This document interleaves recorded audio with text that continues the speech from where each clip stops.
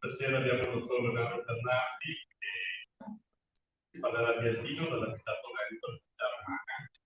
Quindi c'è stata questa collaborazione che devo dire partecipata, e quindi per noi finire questa sequenza di 3 incontri che abbiamo proposto è stata una bella iniziativa, forse oggi un po' meno gente, però per curiosità credo sia veramente grande di conoscere un sito che riserva tante sorprese, molto importante e ancora tante cose da dare e da dire, e immagino che non sia finito con il museo, ma c'è un'area scoperta tutta da scavare, da proporre al visita del pubblico. Magari faremo anche una visita proprio sul loco. Grazie Michele Zanchetta perché collabora con noi, è stata una bella esperienza per noi il gruppo del Centro Comediani di Storia e Archeologia che ci siamo mossi nelle mie proposte, quindi andiamo avanti con altre esperienze. Grazie a voi che avete visto la pioggia per la stasera. E grazie all'amministrazione che ci ha messo in funzione, stare a consigliare e quindi portare un saluto. Micro saluto. E non ho dovuto vincere la gara perché ero lì e quindi al lavoro. E no, è stato veramente interessante questo tipo di conferenze, devo dire che ho partecipato a tutte, rende, come si può dire, rende viva una storia che è antica, che però ci pervade, quindi per me la nostra cultura viene da così lontano e rimarrà per tanto tempo sempre che ci siano più persone che hanno la passione di studiare, di tenere in vita questi siti, e quindi condivido sicuramente con voi questa bella passione per vivere. Buona conferenza. Grazie. Dottor Leonardo Bernardi. Bene, buonasera, grazie di essere venuti, ho sfidato anche la pioggia. Allora, innanzitutto vi porto anche i saluti dell'Associazione Nazionale Archeologi che ha patrocinato anche questo evento, e nella particolare specie del presidente Alessandro Garrisi. E volevo anche aggiungere questa cosa: questa sarà la terza ripresa dell'evento, e grazie a questa ripresa qui ringrazio, scusate, ne approfitto, Leandro, che con fare professionale riprende e permette anche la visione al di fuori di Conegliano. Difatti mi hanno anche scritto colleghi del resto d'Italia tramite l'associazione che hanno apprezzato queste presentazioni e queste conoscenze di queste perle che avete chiamato giustamente perle di archeologia, ma specialmente sono la conoscenza di quello che sta al di fuori, quello che è il museo diffuso italiano, dove in ogni piccolo angolo possiamo trovare qualcosa di interessante. Ecco, questa è la dimostrazione. Non ci sono solo i grandi centri, c'è anche oltre. Altino poi nella fattispecie è un grande centro in età romana, purtroppo adesso ha subito la stessa damnazio di Aquileia, che la città di 90.000 abitanti in età romana è su 5-6.000. Però comunque ha dei potenziali enormi, e non è un caso che qualche anno fa il Ministero ha permesso e ha investito, e ha reinvestito anche negli ultimi tempi sul nuovo museo, che vi consiglio di andare a vedere se verrà organizzato appunto dal centro. Sarà sicuramente un'esperienza da fare, perché restituisce una costruzione, un'idea di quella che era la città romana, spesso ignorata, perché purtroppo, come spesso è stato detto anche in passato, la vicinanza con Venezia l'ha fatta soffrire in maniera incredibile, oltre che la depredazione di Venezia, perché la depredazione di Venezia è un dato di fatto, cioè è costruita non soltanto con quanto saccheggiato nel Mediterraneo orientale, ma anche con quanto hanno smontato da Oderzo, da Altino e così via, per poter costruire la Venezia attuale. Qui abbiamo il dottor Bernardi, che lavora per il Ministero del Museo di Altino.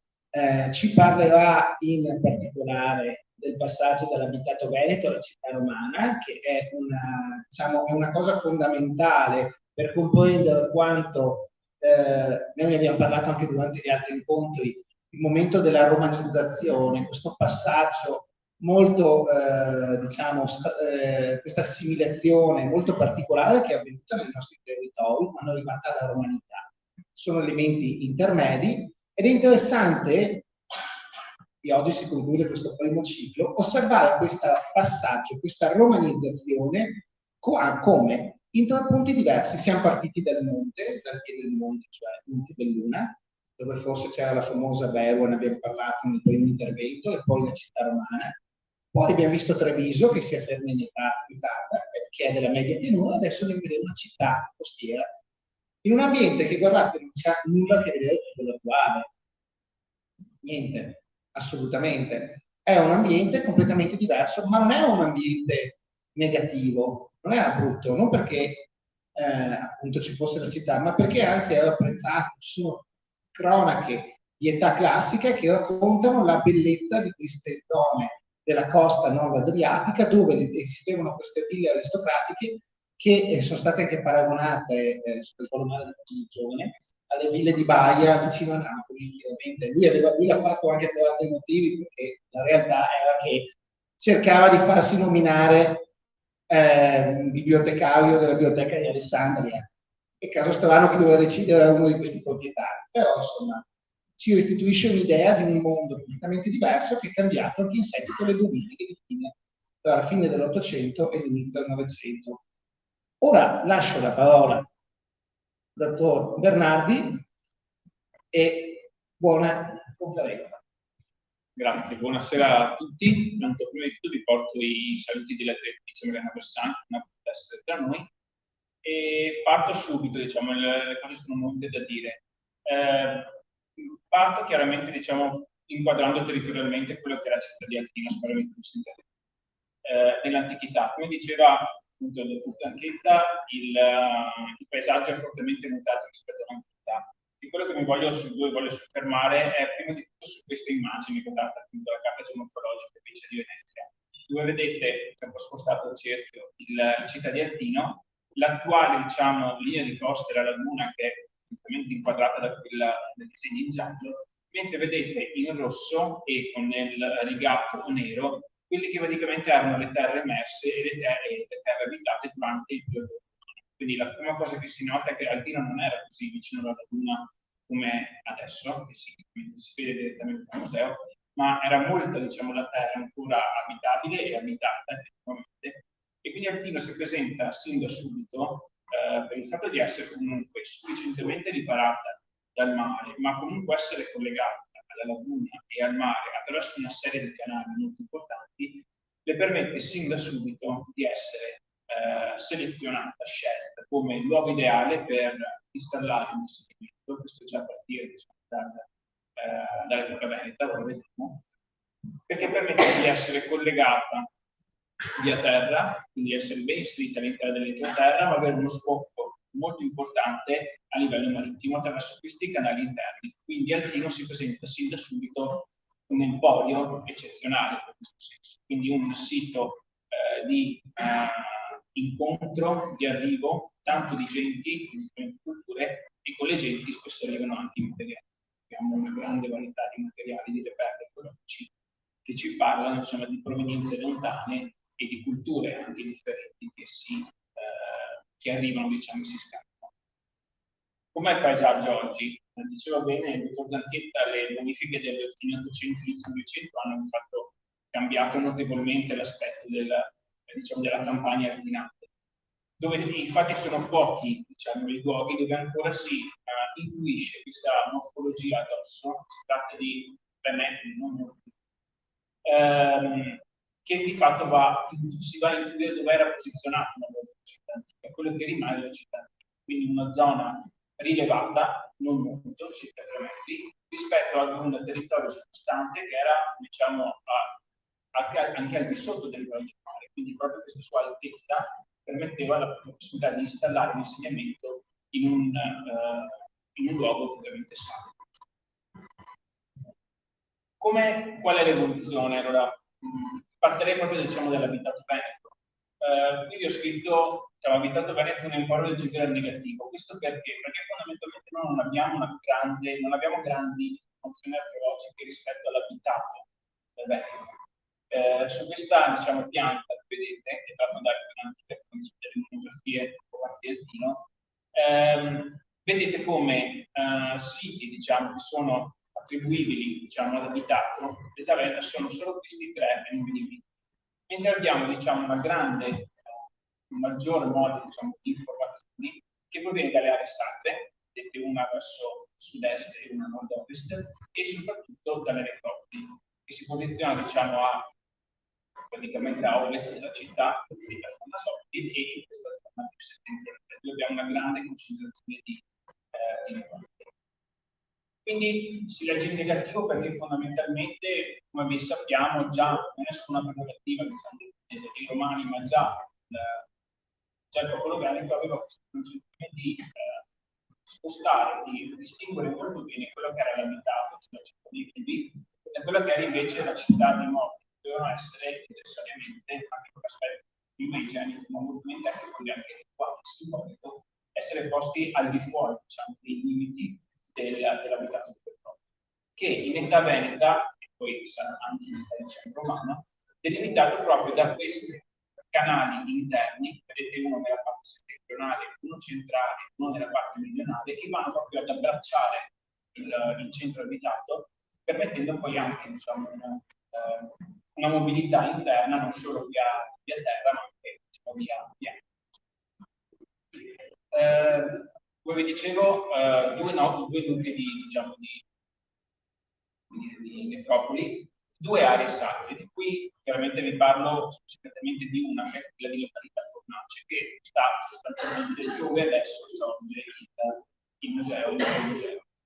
Diciamo che nella costruzione, insomma, del nuovo museo, alla fine degli anni 90, inizio del 2000, la fortuna ha avuto tutti gli scavi sul servizio per il nuovo museo ha portato alla luce quello che è probabilmente il santuario più importante nella città di Avellino, perché era proprio il santuario del dio Altino. Chiaramente qui avete un disegno ricostruttivo. Diciamo che l'abitato veneto si va a installare nelle zone visto dalla mappa intorno all'8 secolo a.C., quindi piena età del ferro. Qui invece avete questo disegno ricostruttivo che vi va a inquadrare quello che è probabilmente la fase che conosciamo meglio, che è datata al V secolo a.C. E come si presentava? Così, nel senso abbiamo fondamentalmente un edificio rettangolare, siamo intorno ai 20-30 metri, una corte impetrale, cioè una corte sofferta centrale, dei portici lunghi che erano anche l'entrata, diciamo, del santuario, e due piccoli vani nei lati corti che non si è ben capito, diciamo, la funzione, forse sono quasi parlare di celle, cioè zone dove poteva essere esposte immagini di attività, ma un dubbio in mancanza, diciamo, di effettive evidenze archeologiche. Ma quello che è chiaro è, riscontrato archeologicamente, è proprio la presenza di questi due che archeologicamente sono stati fatti come arrossamenti di terreno con una grande esposizione di celle, quindi due altari che andavano ad occupare, diciamo, gli estremi del corpo integrale, e qui ci permette in qualche modo anche di capire come veniva utilizzato il santuario. Quindi probabilmente una corte integrale dove solamente chi era preposto, diciamo, alla ritualità diciamo, ufficiale il rito utilizzare, e dei portici laterali che dovevano ospitare venivano, diciamo, guardare il rito, e probabilmente utilizzato anche per l'esposizione degli esporti delle offerte. Come conosciamo il nome dell'attività, la fortuna ha voluto che i pellegrini, i devoti, hanno fondamentalmente lasciato alla divinità alcune testimonianze scritte, spesso in ceramica, ma anche in bronzo, dove hanno proprio il nome della divinità dell'oggetto. E vedete qui, chiaramente in caratteri di antico, ovviamente è un alfabeto con una lezione di caratteri, avete proprio la trascrizione, a destra e a sinistra, di Altinum, in questa variante patavina si dice, quindi è un nome che va dall'attività alla maniera di Padova, ci permette già di vedere come c'è un forte legame tra la città di Altinum e la città di Padova veneta, e poi esiste anche la variante locale, che in questo caso è scritto Altinomi, o comunque altri, ne abbiamo due varianti per illuminare, diciamo, è solo, diciamo, un discorso di onomastica, però va ad inquadrare la stessa. Quindi Altino, qualità del luogo, ma anche chiaramente il nuovo nome del luogo.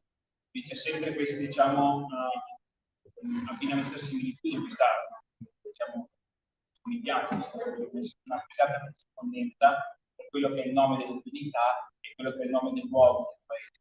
Questa è una tipica, diciamo, caratteristica della cultura veneta, che in qualche modo ha spesso associato, diciamo, queste identità. Da dove deriva il nome Artino? Probabilmente da una caratteristica, diciamo, morfologica del terreno stesso, cioè era un posto più alto, più rilevato rispetto alla città. Questo serve a essere l'attivazione del nome dell'abitato latino e della divinità. Ovviamente non si può dire, spesso si fa la domanda quale viene prima, il nome della città o il nome della divinità. Probabilmente non si può, non si riesce a dare, probabilmente sono due nomi che convivono in parallelo in una parte, in modo a intrecciarsi. È interessante come questo nome si è inserito all'interno della italiana, passando attraverso. È un nome che deriva quindi direttamente dalla lingua occidentale. Questo è per me che abbiamo queste forme della presenza. Abbiamo tante parole, non sono di perché non parte, è pieno, ma parole proprio venete onestamente che italiana il 9 si è conservato, sta passando veramente per la latina Altinum, si conserva poi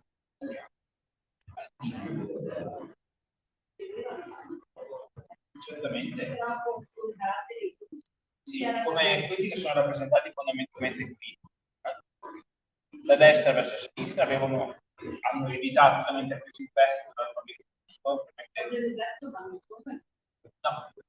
No, si parla proprio di cultura veneta, sono veramente una cultura a sé stante, che però chiaramente, soprattutto nella zona dell'Etruria padana, si chiama, quindi la zona, diciamo, del Viernale, Spina, che è basso, l'alta pianura mediana, la bassa pianura veneta, vengono in stretto contatto. Quindi c'è questo grande contatto tra veneti e etruschi, e questo comporta, diciamo, anche la diffusione dei caratteri dell'alfabeto da parte del popolo veneto e un loro utilizzo, diciamo, con la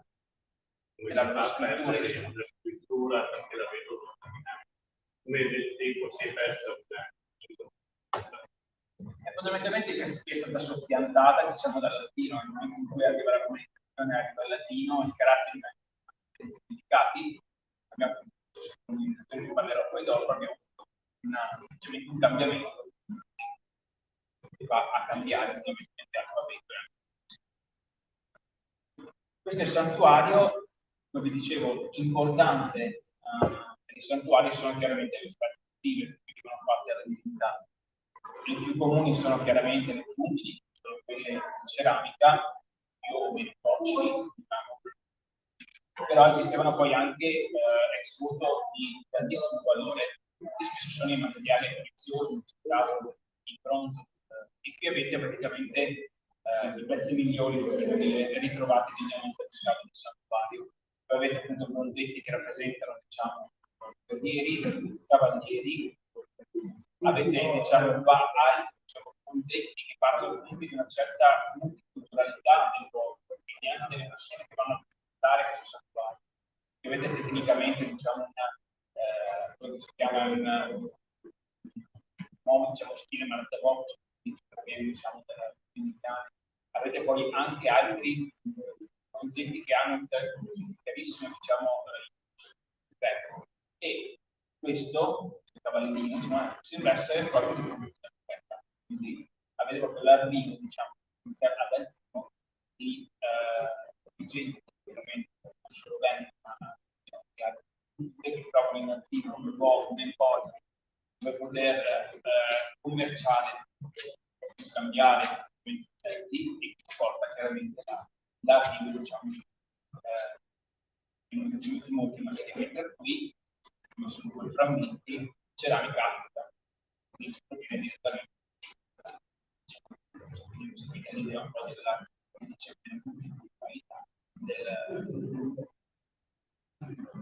L'altro chiaramente la fonte archeologica che ha importanza per comprendere l'Altino Veneta sono le necropoli.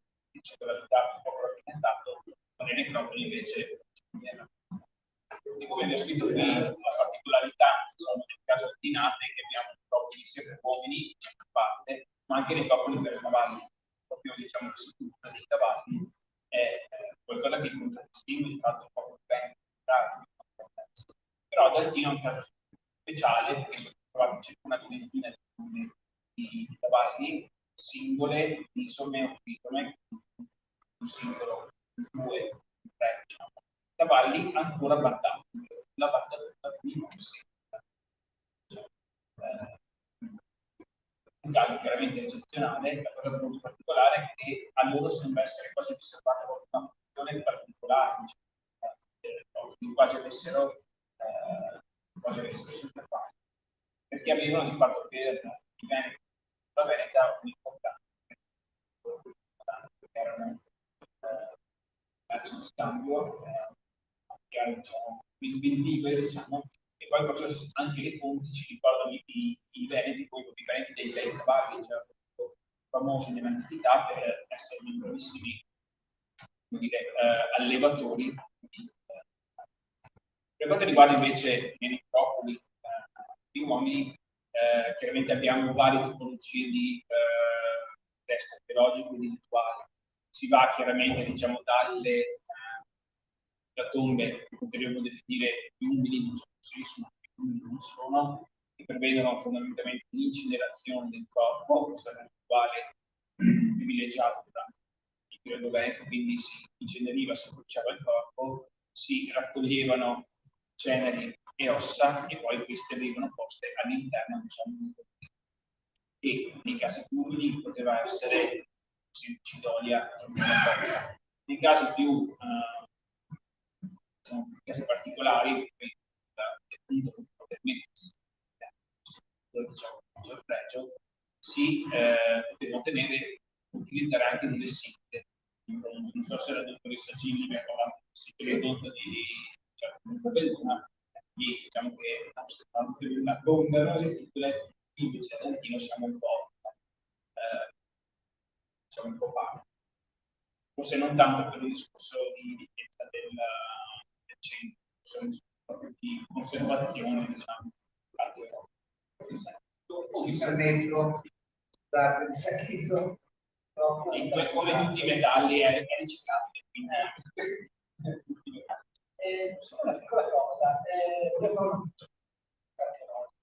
che questa risorsa che per noi della cultura veneta lo chiamiamo amore dei cavalli, ha permesso comunque alla scuola archeologica veneta di confrontarsi in continuazione dal punto di vista archeologico con queste sepolture e con uno studio perfetto, perché i famosi cavalli di Amazzoni hanno fatto studiato della Padova e hanno studiato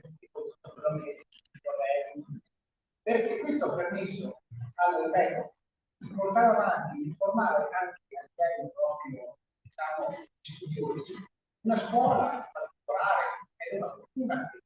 Guardate che questa tradizione non è casuale, perché il fatto che noi adesso sono scomparsi, ma tuttora nella nostra tradizione militare che consente di cavallo, in altre regioni d'Italia, è una tradizione che viene dalla storica, perché chiamavano, noi si chiamiamo i cani, e invece loro avevano i cavalli come animali di visione del tempo, non era solo un animale da guerra, è un animale di lavoro, era un ambiente che era storico, sicuramente questa tradizione viene da più indietro. Sull'origine dei paleoveneti però c'è tanta discussione, che vi ho già detto che io non voglio affrontarlo, perché neanche lui, perché si possono scatenare un sacco di problematiche, però è un dato determinante della Sì,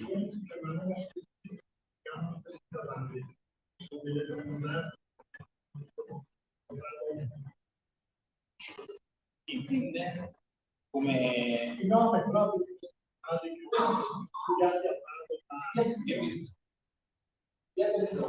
via Berzone, sì, è il sito, eccolo si mette città, poi si mette il sito di riconoscimento via Berzone, non so, Palazzo Maggiura, sì.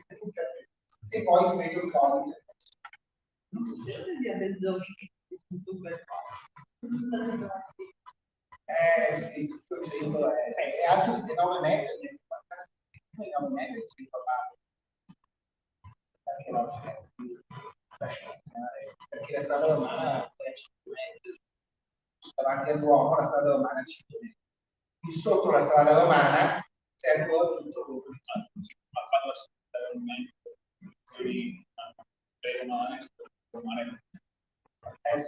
la sua trasformazione moderna, non vi ho detto questo, la fortuna della città del Pino, che adesso è non c'è stata continua. Quindi a parte pesante, purtroppo, operazioni di spoglio che vengono fatte a partire dall'attività da adesso questo, il terreno, il territorio poi è rimasto campagna e diciamo poi ci sono state le bonifiche nel centro a in qualche modo portare una riscoperta della città. Proprio le cronache, le foto, le scoperte, questi materiali video che spuntano dal territorio, quindi una delle ultime che non c'è nulla. Sentite? Vicino, mi sentite? Adesso ok. Sì, aggiungo un attimo una nota sui cavalli, effettivamente, come dicevo la dottor Zanchetta, importantissimi come animali da compagnia, come forza lavoro, come merce di scambio, per il valore commerciale, anche per il valore sacrale, perché di fatto nel santuario, diciamo, che abbiamo stato qui in Monte Fornaci, è stato trovato proprio in una delle tante fasi del santuario una fossa contenente esclusivamente ossa di cavallo, chiaramente non le parti migliori del cavallo, che sono per far parte della libagione probabilmente, però zoccoli e mandibole, crani, proprio disposti anche in maniera, diciamo, razionale e ragionata, quindi ad valorare il valore simbolico poi che hanno questo cavallo della popolazione della. E tornando un attimo, diciamo, agli uomini, appunto vi ho detto, chiaramente abbiamo tombe più umili e tombe, diciamo, più ricche, quindi l'utilizzo, diciamo, di cinerali in terracotta, in situ, in bronzo. Non mancano chiaramente poi tra i materiali di corredo anche materiali molto belli, molto importanti di bronzo, di pasta vitrea, quindi che danno comunque un tenore, fanno capire il tenore, diciamo, del proprietario o della proprietaria, diciamo, della comunità.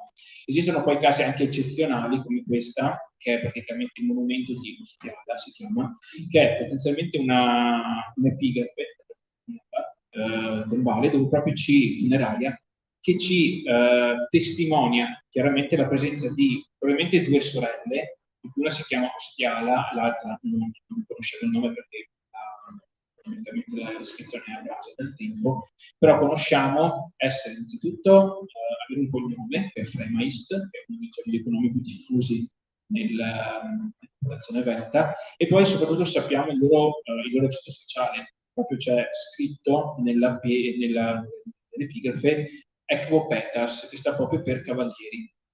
Quindi noi immaginiamo che queste due sorelle facessero parte del ceto dei cavalieri, che sono per la società che era veramente veneta, e l'altro dato molto importante è che questo nome, questo insomma patronimico Fremist è associato poi anche alla città di Padova, quindi probabilmente si può anche ipotizzare una provenienza patavina di queste due sorelle. Questo vi dà nuovamente qual è, diciamo, il legame con quella che è la città di Padova. Si fa sempre il legame tra Venezia, ma Venezia ancora non esiste. Dobbiamo metterlo in chiaro un attimo, Venezia al momento non non è nemmeno nei pensieri. Fase successiva, la romanizzazione. Immagino avete sentito che ne avete ben parlato sul processo di romanizzazione, quindi cosa vuol dire dal punto di vista culturale per le popolazioni venete. Semplicemente la grande differenza è che, a differenza di quanto accade in altre parti d'Italia, la romanizzazione nel Venetus, nell'Angulus Venetorum, insomma nell'angolo dei Veneti, avviene in maniera pacifica, quando si parla proprio anche di autoromanizzazione. C'è stato uno scambio, un accordo fondamentalmente, e quindi è stato accettato e divulgato dall'arrivo da parte dei romani. Questo chiaramente si vede dal punto di vista, soprattutto per quanto riguarda diciamo, la città dal punto di vista urbanistico, perché si inizia a intraprendere quella via di monumentalizzazione della città che troverà poi il suo completo compimento durante la piena imperiale del primo secolo. Cosa ci resta dal punto di vista materiale, diciamo, monumentale di queste fasi di romanizzazione?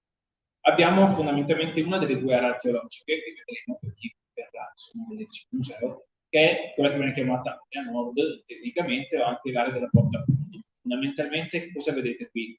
Questa è fondamentalmente la base di una delle porte che dovevano in qualche modo segnare l'ingresso alla città ormai romana, e di qui si conserva appunto una base in arenaria molassa, che è il tipo di pietra che viene utilizzato dal Tino, mentre l'alzato doveva essere probabilmente costruito interamente in lato. Come doveva essere? Aveva fondamentalmente due torri ottagonali, un ingresso, diciamo, che avveniva proprio attraverso un approdo, quindi non abbiamo un ingresso di terra, abbiamo un ingresso di acqua, perché la porta si affaccia nel canale, diciamo, che cinge a nord il nostro centro. Di questo chiaramente rimane archeologicamente solamente la base, come diceva, tutte il saccheggio, lo spoglio, il riciclo, che vale anche riciclo, del materiale da costruzione chiaramente ne ha portato diciamo, questo però è già il primo, diciamo, di questi segni di una città che sta cambiando. Dal punto di vista dei materiali invece si coglie dei materiali che vengono utilizzati. Soprattutto, anche in questo caso, lo vediamo attraverso, diciamo, tombe, i corredi tombali che cominciano ad avere, come si vede questo accostamento, per quelli che sono materiali di tradizione più locale, sono fondamentalmente gli esempi, diciamo, di ceramica grigia, qualcosa tipicamente veneto, accostata a materiali, diciamo, differenti, che parlano proprio di culture differenti. La cultura romana, strigeni. Ricordiamo nel tempo romano.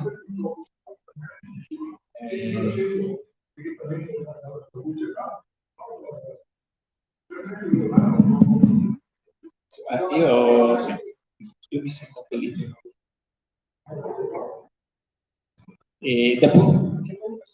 Allora, l'opera della romanizzazione è fondamentalmente il periodo per tutta, diciamo, la pianura padana, quindi siamo a partire dal III secolo a.C.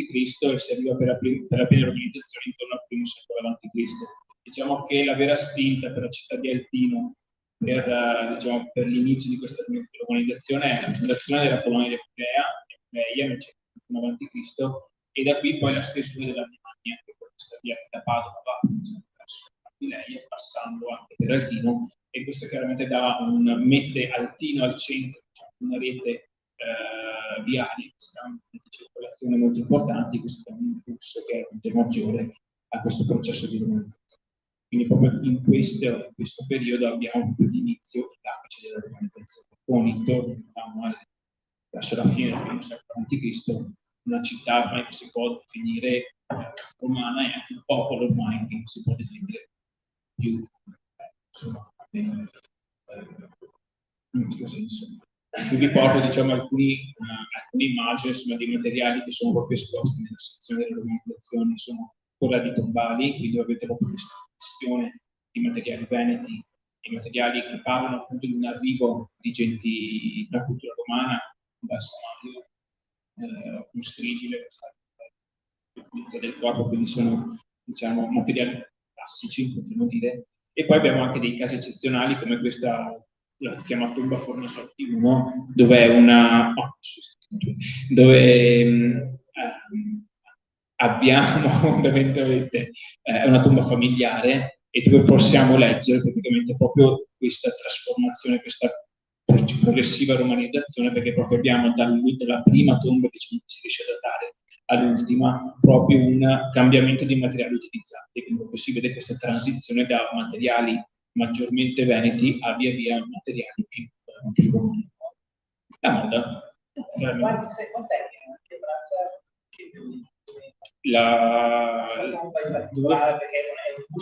è un unico che dovete coprire più o meno un secolo, se non formare più siamo anche voi, una curva familiare su questo, in maniera un po' horror, aprire una curva familiare che braccia più di un secolo, è normale che cambia chiaramente, tutti diversi. E l'altro, diciamo, praticamente un reperto molto importante è quella che viene chiamata praticamente la stella Publicius, che è praticamente un termine funerario che va ad indicare quelle che sono, diciamo, la posizione e le misure del recinto del Publicio, okay, di colui del possessore della tomba. La cosa molto interessante di questo reperto è l'ibridazione, nel senso si vede nella sua creazione abbiamo elementi veneti e elementi romani, abbiamo, ne cito due, una scrittura da destra verso sinistra, che è un elemento tipicamente veneto, abbiamo l'utilizzo, la scrittura di Publicius invece di Publicius, quindi abbiamo un tentativo di romanizzare un nome, diciamo, veneto, e poi abbiamo un elemento tipicamente romano che è quello di mettere le misure del recinto, che è proprio fondamentalmente una abitudine romana che va a definire quali sono le misure del recinto funerario, dove una persona, o meglio, spesso una famiglia, viene praticamente viene sepolta. Chiaramente, dopo la romanizzazione, abbiamo quella che appunto è la piena età romana. E qui avete, diciamo, una fotografia, una planimetria di quella di quelle che sono le nostre conoscenze della città durante il primo secolo d.C., che è considerato come diciamo, il secolo di floridezza, di maggiore espansione della città. E qui avete un semplice elenco un po' sterile, però era per darvi l'idea appunto di come di fatto la città doveva avere tutto, doveva avere un quartiere, diciamo, una centralità, un centro monumentale dotato di foro, teatro, odeion, all'esterno doveva avere un teatro e doveva avere poi in questo, diciamo, una basilica che è messa al foro, chiaramente banchine fluviali interne, perché, diciamo, questa natura ibrida di città tra terra e acqua continua a rimanere anche durante l'età romana, quindi rimangono, diciamo, i limiti della città attraverso i canali, questo grande canale centrale che attraversa la città in senso est-ovest e questo in senso sud, e anche un quartiere residenziale dove vediamo, faccio vedere poi qualche immagini, ville, domus, con tanto, diciamo, di movimentazione mosaico che parlano comunque anche di uno status di vita, insomma, di notevole ricchezza. Chiaramente la domanda è di tutto ciò cosa rimane, perché c'è tutto, un teatro, un anfiteatro. Si potrebbe quasi di avere Pompei a 50 km da casa e di non averla scoperta. Allora, in verità la conoscenza della planimetria della città avviene soprattutto grazie a questo, che è un telerivelamento, cioè fondamentalmente foto aeree fatte con, si dice, varie bande spettrali, quindi si va con l'infrarosso e con altre lunghezze d'onda. Questo permette di capire e di rivelare anomalie al di sotto, diciamo, del terreno, e questa è in qualche modo la fotografia elaborata totalmente, che ne esce scansionando praticamente il terreno, diciamo, che corrisponde a questa porzione, quindi la porzione più nord-occidentale della città, che è proprio il centro della città. Chiaramente questo ha permesso in qualche modo di rendersi effettivamente conto, diciamo, dell'estensione della città, prima di tutto, che prima era solo ipotizzata in base alla rete dei canali, e di capire poi effettivamente cosa aveva la città, cioè l'entità della monumentalità della città stessa. Sì.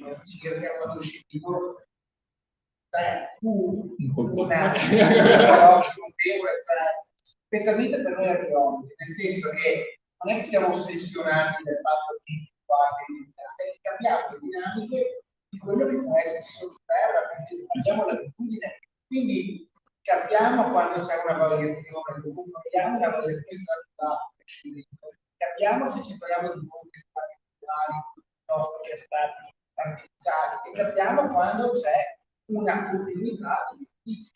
Quindi nel momento in cui con una tecnologia non invasiva, questa non è invasiva, abbiamo la possibilità di vedere le dimensioni di questa città romana, capite che il rischio archeologico è vero si amplia, ma pensate che possibilità abbiamo a livello di prevedibile, a livello di prevenzione, per poi c'è l'archeologia preventiva, non serve per rallentare il lavoro, serve per evitare che si dilunghino l'infinito, fare delle ricerche preventive e permettere, e poi permette ovviamente studiosi di avere una visione più ampia della città. Sì, quindi dovete immaginare, come dicevo prima, che la città antica a vista d'occhio si riconoscono una parte delle quadre archeologiche, si vede giusto questo terreno un po' più rilevato rispetto alla circostante, ma di tutto questo non si vede niente ad occhio nudo, quindi il fatto di poter vedere sottoterra, diciamo, cosa c'è, poi l'entità di cosa c'è, questo solo le indagini archeologiche potranno chiarirlo, è chiaramente molto importante appunto per i fini della ricerca e anche diciamo della prevenzione. Da lì chiaramente dovete immaginare che tutto il terreno, che adesso è ancora su proprietà privata, ma a poco dovrebbe essere acquisito a demanio, quindi diventare proprietà di tutti nel museo, chiaramente è sotto vincolo, quindi abbiamo dei limiti, per esempio di aratura non si può scendere sotto i 30 cm per evitare ulteriori diciamo, disturbi alla stratificazione archeologica. Come vi dicevo, non sappiamo qual è l'entità perché noi abbiamo queste bellissime tracce, però chiaramente non dobbiamo immaginare di avere una Pompei, quindi non dobbiamo immaginare di avere gli elevati dell'edificio che così per questo, perché poi la gente pensa di trovare Pompei, no? Se va bene troviamo le fondazioni nei muri, se ci va male troviamo quelle che si chiamano le trincee di spoglio, cioè praticamente i negativi dei muri che sono praticamente stati asportati, smontati fino alle fondazioni per il recupero diciamo, del materiale edilizio. Sono state fatte alcune indagini, veramente le sta conducendo ora l'Università Ca' Foscari di Venezia, più o meno in questa zona, quello che si chiama Campo Rialto, più alto effettivamente, e lì si leggono gli edifici, la planimetria, ma non abbiamo i muri, abbiamo solo i trincei negativi. Quindi, e questo probabilmente il rischio è che sia un po' il destino, diciamo, di tutta anche l'area monumentale. No, questo solo appunto, come vi dicevo, indagini archeologiche potranno definitivamente chiarirlo. Chiaramente sulla base di questo terreno di riferimento, con un po' diciamo di astrazione, questa è un po' una ricostruzione, un disegno di quella che potrebbe essere l'altino ideale. Non è l'altino reale, ma è l'altino ideale, specialmente per quanto riguarda queste porzioni che diciamo sono meno conosciutte. Più avete un po' quello che effettivamente si è riusciti a leggere verso appunto il teleriveramento in giallo, quindi sono quelle cose completamente archeologiche. Vedete, mancano queste zone che sono meno leggibili, che sono state edifici, ma è solo per dare l'idea diciamo, di quello che doveva, di come poteva essere messo l'altinum romana. Ecco, questo è interessante, è un po' piccolina la foto, però vale la pena commentarla. Come vi dicevo, i depositi archeologici si alzano rispetto ai depositi alluvionali, quindi al terreno sterile, come diciamo gli archeologi, di 3 metri. Quindi abbiamo in 3 metri una stratigrafia che va dall'età tardo antica, okay, fino al VII secolo d.C., fino alla pianeta romana e forse anche qualcosa sotto, diciamo, di pre-romano, se chiaramente la costruzione della città romana non ha ascoltato i livelli precedenti. Dato, diciamo, l'entità, la mole degli interventi romani. Dalle scuole, Spesso sì, i piani.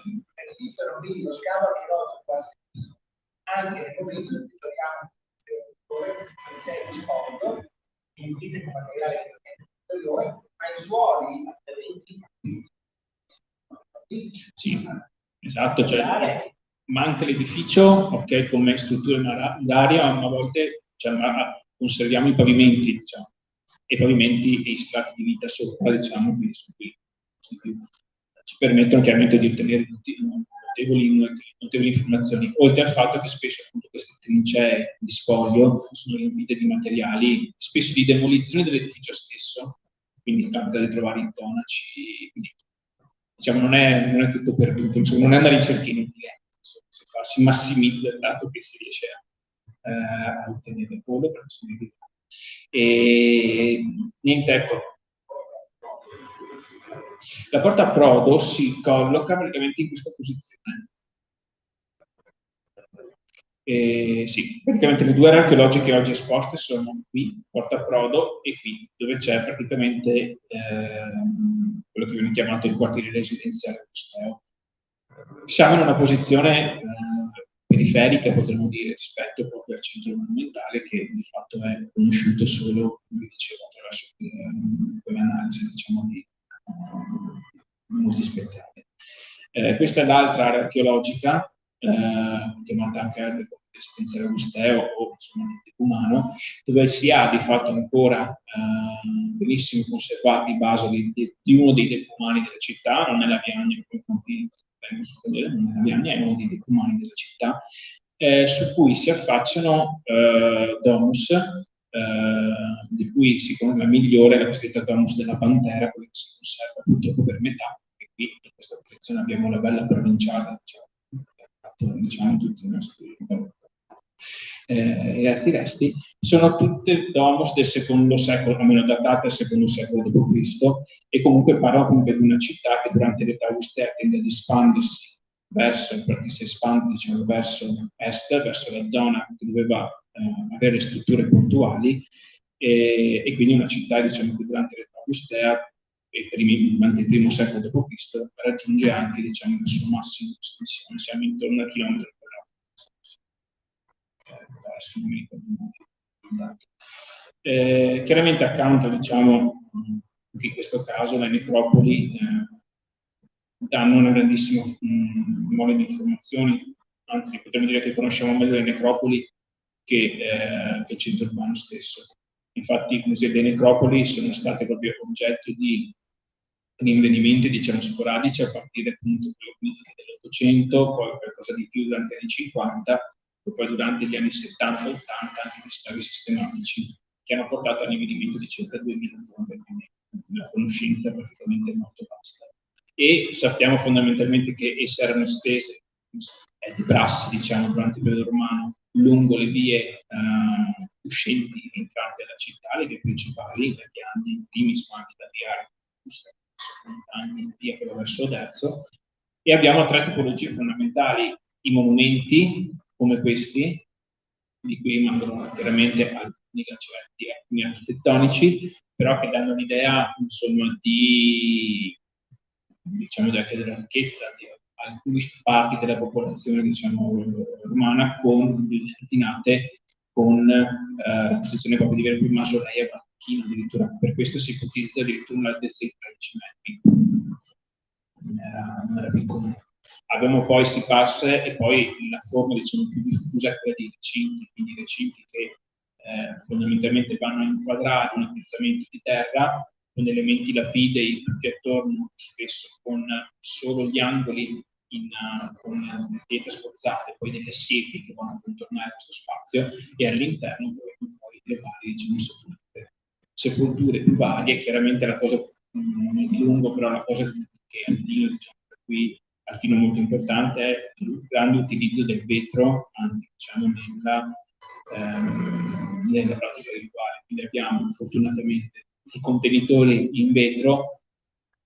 Se vi capita di vedere la pubblicazione di Laguna, vi potete ovviamente rifare gli occhi, perché se non fatti l'altro giorno no. È il contrario, che è ereditato, diciamo, dal team una maestria, diciamo, nella reazione, diciamo, dei vetri, che è fenomenale.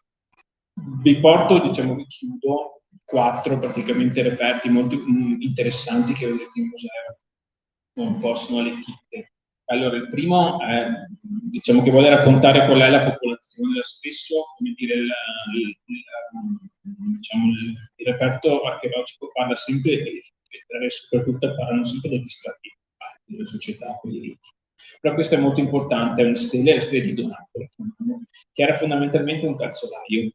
Vedete qui, fondamentalmente, proprio abbiamo la forma, diciamo, del piede, un punto e rogo, quindi di fatto sono rappresentati proprio gli elementi, gli strumenti del mestiere per identificarsi, diciamo, come calzolaio. Morto purtroppo a 20 anni, quindi con la tomba dedicata proprio dell'amico Sodale. La cosa molto importante di questa tomba è che capita in pochissimi casi, forse questo è l'unico, dove abbiamo l'iscrizione, il ritratto del defunto e il corredo tombale all'interno, in questo caso un piccolo. Questa è un'associazione che Adeltino purtroppo, proprio per spoglio, saccheggio, si trova con difficoltà. L'altra è quella che noi chiamiamo la bilancia poliglota, perché fondamentalmente è un archetto di una bilancia dove abbiamo le misure dei semidalis, del fiore di farina, quindi probabilmente una bilancia che è utilizzata in erboristeria, in pasticceria, insomma, per comunque misurare piccole quantità, dove abbiamo addirittura le misure espresse in 3 unità di misura differenti. Abbiamo una misura lattica, abbiamo una misura romana e abbiamo il tolemaico. Quindi questo vi dà l'idea proprio della multiculturalità che permane proprio la città di Adeltino, anche in pianeta romano, dove arrivano non solo merci, ma arrivano poi anche persone, diciamo, di culture differenti, quindi per ma sì. Esattamente. Poi altri 2 reperti, come vi dicevo, i vetri. Questo chiaramente a livello di conservazione è un caso eccezionale, però questo aveva appunto l'idea, si parla proprio di vetro murino, perché proprio è la tecnica che non è mantenuta la stessa. Già in età romana si faceva il vetro solcato e si aveva una gestione, diciamo, della chimica per l'ottenimento dei colori che era perfetta. Se vi capita di andare anche in altri musei come Bari, che hanno delle bellissime sezioni di vetri, avete proprio un'idea della palette di colori che si poteva ottenere, e anche il vetro trasparente. L'altro esempio, questo chiaramente il museo non si può negare, è questa collana d'oro di produzione tarantina. Quindi siamo tra la fine del secondo secolo a.C. e l'inizio del primo secolo a.C., probabilmente, diciamo, ritrovata fortuitamente all'interno di uno scolo moderno e portata, per dire, con grande dominanza e grande senso civico da parte di un contadino, una cosa e perfettamente conservata, di produzione proprio tarantina, da Taranto, che era famosa, diciamo, artigianato, un'oficeria di altissimo livello. E questo, insomma, vedete, è conservata ancora come se avesse fatto l'altro giorno. Ecco. Chiaramente io vi aspetto al Museo del Tino, chiaramente qui avete un po' l'immagine di quello che era la vecchia sede museale, al momento è trasformato in Tino Lab, che al momento lo stiamo modificando, lo apriamo solo in determinate occasioni, ma che conserva ancora all'interno dei materiali, oltre a tutto il magazzino con tutti i materiali di forma. Invece la nuova sede museale praticamente è questa, che riutilizza un edificio di fine 800, sono allestiti al momento il piano terra e il primo piano, ora stiamo facendo i lavori di adeguamento sismico del secondo piano e si spera entro ne hanno, però non prometto nulla, di diciamo, allestire anche il secondo piano che dovrebbe andare ad ospitare tutta la parte delle metropoli romane, dove abbiamo di corretto con eccezionali. Poi esiste poi appunto anche il deposito, che anche questo viene aperto solitamente la dottoressa, la direttrice che fa proprio delle visite da prenotazione appunto ai depositi che sono stati diciamo, da un anno messi in ordine e poi chiaramente le due archeologiche che vi ho fatto prima alcuni. Grazie.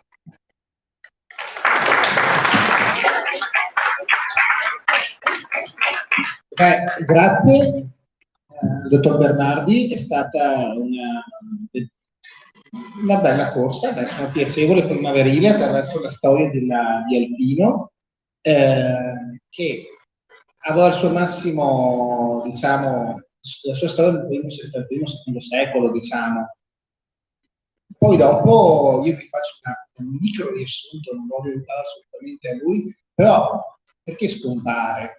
Perché bisogna dire che Altino sì, rimane nelle fonti romane, è poco citata, però quando viene citata sempre legata a qualcosa di imperiale. Perché? Perché purtroppo Aquileia, come ha citato prima, viene fondata nel 181 a.C., ma cominciano già, se non ricordo male, nel 136, Guadi e Marco Manni, dopo Cristo, a scendere e a flagellare tutta la Venezia di allora.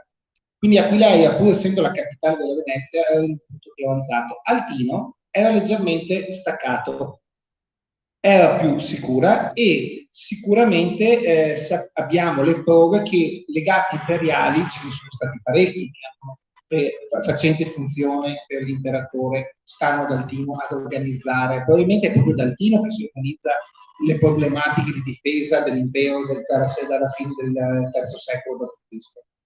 Poi naturalmente collassa l'impero, sappiamo tutti quelle che vengono chiamate le invasioni da parte. Quello che succede è che Altino non è più sicura. Dello scovile dell'Odoro durante il periodo IV secolo d.C., sono le fonti che abbiamo, qualche traccia archeologica di edifici tardantichi ci sono, ma veramente molto poco. Però una cosa che secondo me è la bellissima linea di collegamento tra l'Altino romano e la nuova Altino, cioè per queste persone non doveva essere diverso andare a abitare, comunicare all'inizio della Latina, vivere con i tenanti. Perché Altino, per i tenanti, c'entravano sì, c'è il passaggio di graduale a Torcello prima in tappa e poi si arriva a Venezia, però effettivamente l'ambiente non doveva essere molto diverso, molto simile, già era una città di terra e di acqua mista, Altino. Venezia veramente è completamente d'acqua, però comunque diciamo questa attitudine che in verità non è solo di Altino, ma anche Tabor per esempio è una città molto d'acqua, i canali interni, anche un'attitudine di stesse cittadine. C'è proprio questa, diciamo, una caratteristica delle nostre città di pianura essere di giustizia abbiamo visto l'ultima volta che parlavamo di città come è una città di l'evento acqua è sempre valenze poi funzionali ma anche poi simboliche.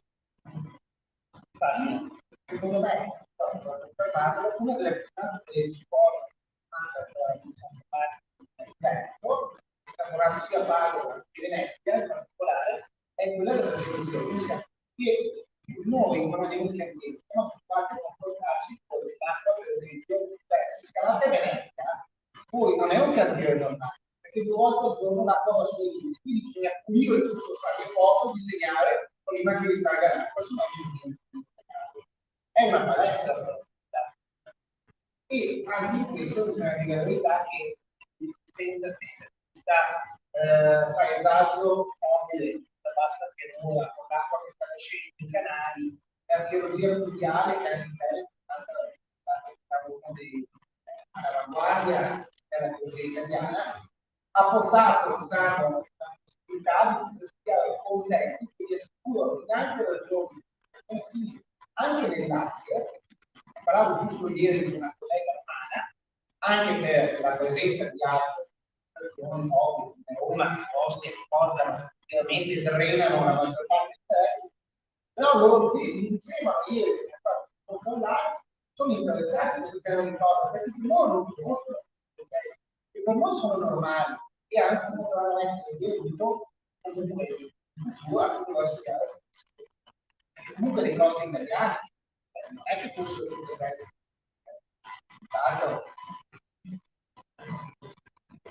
Però erano importanti. Qualcuno ha qualche domanda? Collegamenti tornati dalle varie non parlo da lei Allora, torniamo alla mappa. Allora, fondamentalmente queste sono le vie principali che collegano Artino, quindi abbiamo già a partire dal dato diciamo, della stesura della Viagna, battuta diciamo, tra gli studiosi, 353 e 131, qui ovviamente non si esce, però fondamentalmente proprio la fondazione del Puglia 131 a.C. porta poi anche alla stesura di questa Viagna che viene fondamentalmente da Padova, passa per Artino e va verso Aquileia. Chiaramente la prima via che mette diciamo, Artino in un sistema molto più ampio, territoriale molto più ampio.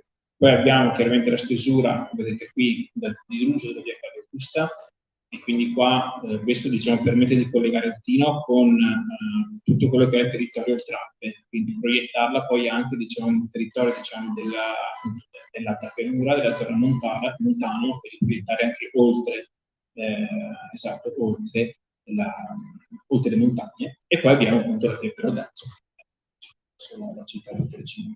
Doveva correre poi lungo la costa, potremmo dire, questa via Popilia, che però chiaramente le ingressioni marine danno le modifiche diciamo, del territorio, ne ha praticamente cancellato un po' i tratti. Però sappiamo anche di questa via proprio anche indolagunare che doveva praticamente percorrere diciamo, tutta la laguna e permetteva di Ravenna, se non ricordo male, di arrivare praticamente di fare giù di tutta diciamo, l'arco lagunare, di tutto l'arco adriatico fino a Aquileia anche attraverso. Quindi in questo senso Altino diciamo, è collegatissimo diciamo, sia verso terra che poi anche verso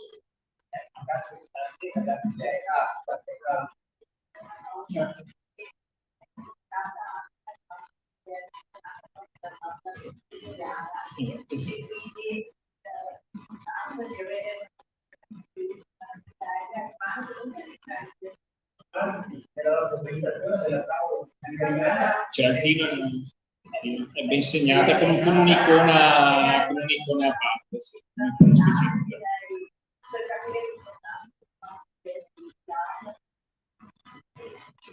Poi in particolare l'isola lunare è stato uno scavo di Venezia all'isola vicino alla cattedrale ed è scoperto dalla cattedrale di San Marco. Abbiamo scavato un'isola intera che ha una mansione e alle mansioni non è alimentato su tante facili un altro grido era nel senso che la gente si fermava, mangiava a riposarsi, cambiava cavallo, solo che i canali è un'isola in cui si passava, per cui diceva esattamente, c'era questa via piccola lunare di Carabino che va a Capileia. Guarda che noi siamo abituati a muoverci e a muovere il terreno con le cuffie, quindi avevano le palle di ferro. Quando si parla di grandi opere. È tornata per qualche domanda?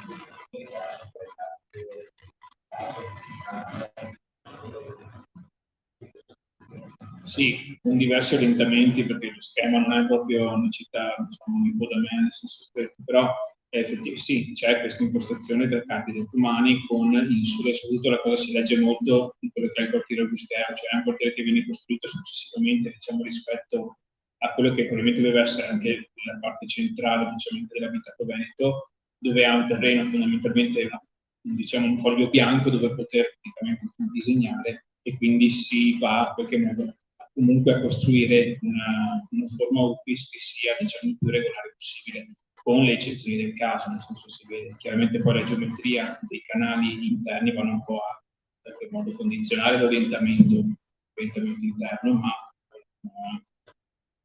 diciamo anche l'accostamento, insomma, del foro vicino al teatro, vicino al Podeion, è, diciamo, una forma che si vede in quasi tutte le città romane, cioè c'è un modello e viene, sì, giustamente adattato il più possibile a quella che è la realtà territoriale sicuramente poi non conoscendo l'abitato bene, sicuramente facciamo fatica a dire no, ma questa impostazione c'era già anche durante l'epoca veneta, purtroppo non lo possiamo dire.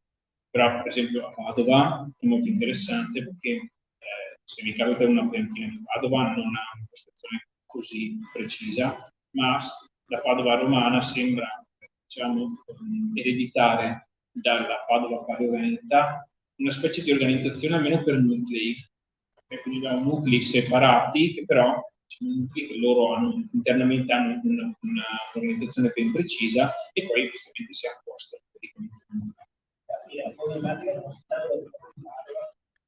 Sì, ipotesi ci sono. Sì, sotto il Pedrocchi.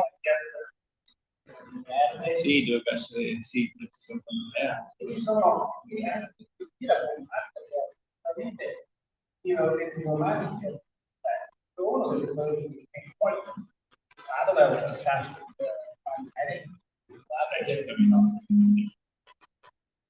non sappiamo. Sì, certo, quello che sappiamo. Quello che sappiamo. Sì, sì.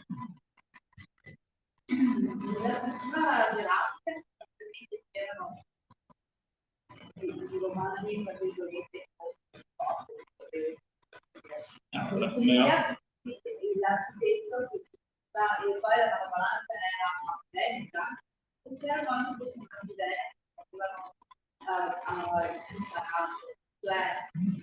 allora, Altino è un municipio come Verona, come Padova, quindi a reggerlo ovviamente c'è probabilmente qualcosa di Altino, queste quattro, poi avevamo appunto altre, diciamo, figure, insomma, sono quelle tipiche dell'amministrazione romana. Sicuramente c'è una componente, moltissimi sono i liberti sono gli schiavi liberati, e quindi abbiamo comunque una certa mobilità sociale abbastanza accentuata proprio anche dai reperti economici. Sicuramente anche l'elite locale, a volta istruita, insomma, a volta dire adeguata, diciamo, che il canone romano sicuramente poteva anche lei ambire, diciamo, a diciamo, posizioni di rilievo, insomma, dell'amministrazione. Sì, non è Castel. Tanto che dopo il terzo secolo, alla fine del terzo secolo, tutta la Venezia sappiamo anche della presenza di germani che sono attivizzati, perché hanno prestato servizio dell'esercito. Di imperatori di provinciali. Noi dobbiamo considerare l'impero, ma l'imperatori non è di Roma, Costantino è di Roma. Che Settimo Severo era c'è un'idea, cioè una volta che uno era romano, appunto, gli assomiglia un po' a quello che è stato fatto nella società. Gli ottomani erano così. E se uno si convertiva all'Islam, anche se era nato cristiano, ebreo o altre cose, poteva avere valore, poteva salire fino ai vertici dell'amministrazione e anche dell'esercito romano,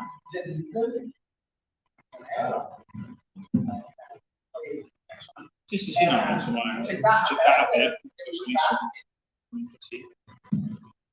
Poi anche, c'è proprio anche la storia di questi liberti, cioè questi schiavi che una volta liberati fanno anche carriera in un certo senso, quindi spesso capita di vedere per esempio monumenti funerari di liberti che potrebbero essere veramente, uno potrebbe associare direttamente a un patrizio o a un aristocratico, ma in verità no, semplicemente un liberto che per carriera politica o perché era un abile artigiano o perché era un abile mercante soprattutto è riuscito in qualche modo ad arricchirsi e quindi poi riflette diciamo la sua ricchezza nell'aspetto funerario che è un po' diciamo l'aspetto su cui i romani più vuole far vedere diciamo il loro benessere.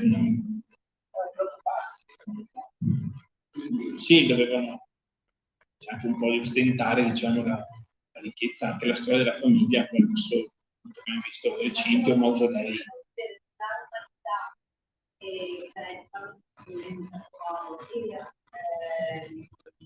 C'era qualcuno romano, tra virgolette, romano, oppure se è avvenuta per esempio che il popolo vale bene allora, questo intendevo per la costruzione di secondo me per la costruzione di tipologie monumentali particolari come può essere un teatro, un foro, sono dei canoni che sono in conoscenza degli edili romani e vengono fondamentalmente, cioè non mi stupirei che arriva il geometra romatico greco o greco romano che dice ok, il foro per sarà da lì a lì deve essere così, le proporzioni sono queste. Sì, cioè,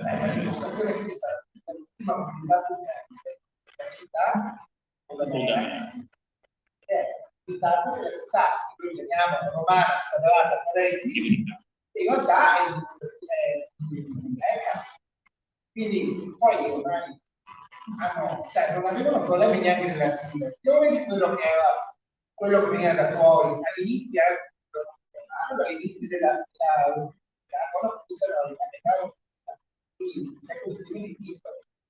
quando arrivano le prime statue della Grecia, sono anche atroci, tipo testa di imperatore, testa di senatore, corpo di Mille, si barba, corpo di Mille, che fanno testa fatta malissimo. Guardate nei modelli ormai, sono queste cose però sì, cioè, come l'idea è che un po' anche dell'artigianato è che all'inizio, oltre ai materiali, diciamo, esterni, probabilmente girassero anche gli artigiani stessi che si tratentavano per trovare anche per semplice ragione economica, cioè vado in un mercato dove il mio prodotto non esiste perché vengo da fuori, mi trasferisco, offro un prodotto nuovo e faccio il compacto. Anche questa. Poi per capire del vino bisogna guardare che sto scavando. Per esempio la Fileia, se noi andiamo da Fileia, è pieno di istituzioni che anche in altri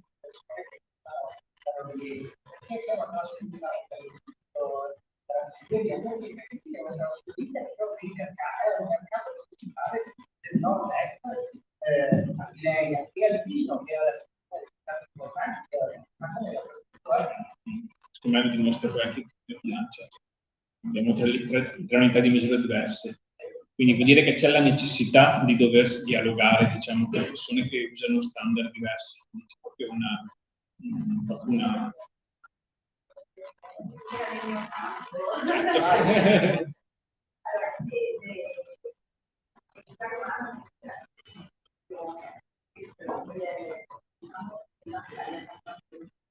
anche le maestranze locali lavorano per il romane,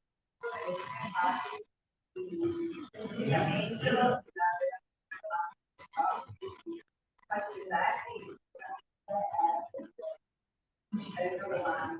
prima è stato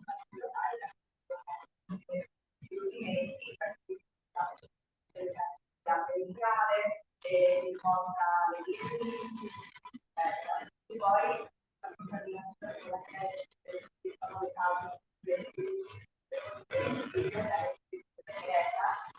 le cause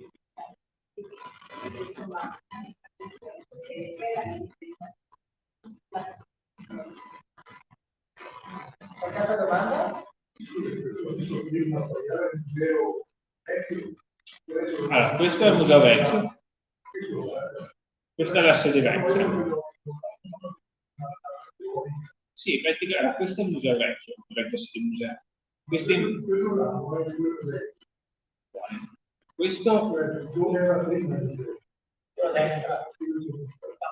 è quello nuovo. Questo è tutto presso nuovo. Fondamentalmente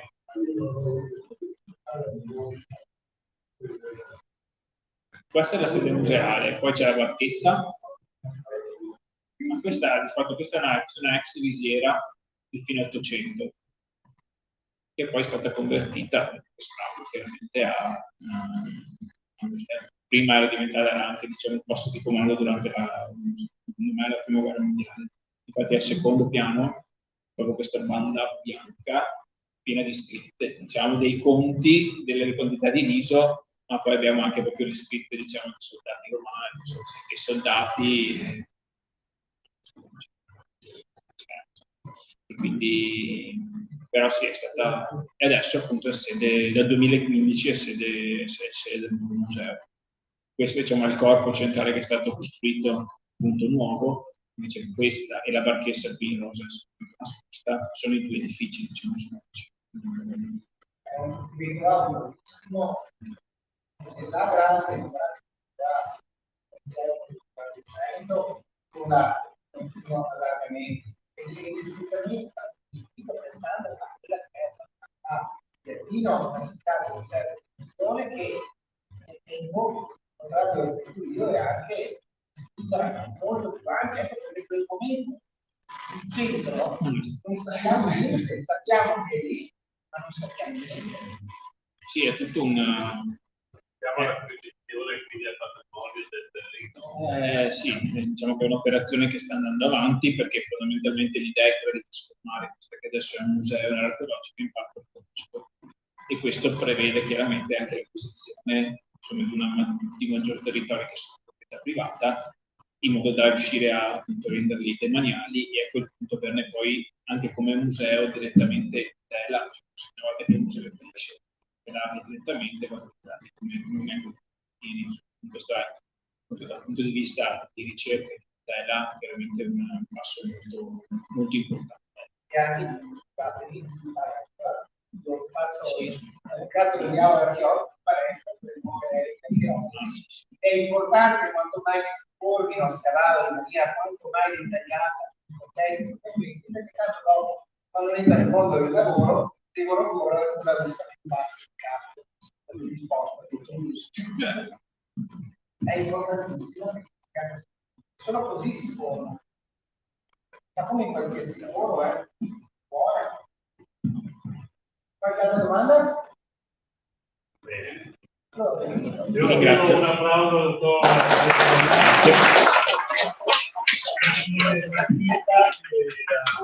un gruppo questi tre incontri. grazie a voi. Grazie, è stata un'esperienza positiva, interessantissima e andremo avanti con altri. Grazie della vostra presenza. Grazie.